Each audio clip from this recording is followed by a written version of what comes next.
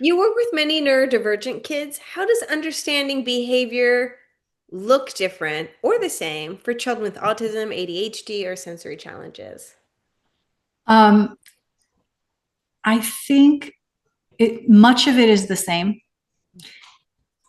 There's a frequency and there are qualitative differences, there are differences in frequency, and there's differences in intensity.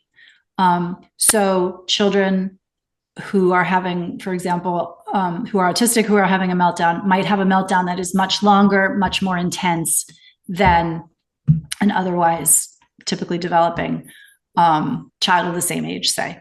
So it requires more stamina. It requires, and there are different tools that work better.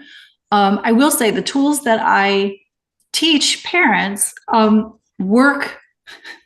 You know, this old saying, what's good for the goose is good for the gander. They work for all children, and that's why I like them, because they soothe nervous systems generally. And so particularly when we've got kids who have neurodevelopmental things going on, those are nervous systems. And the way I like to think of them is those are nervous systems that are a little bit more tightly wound, that have some maybe scatter skills going on. And so we have to pay special attention. And those kids really need the strategies that I'm teaching my clients versus, the kids for whom it's a nice to have. And, maybe they'll talk to their therapist later in life about things that their parents did wrong. That's the case for all of us.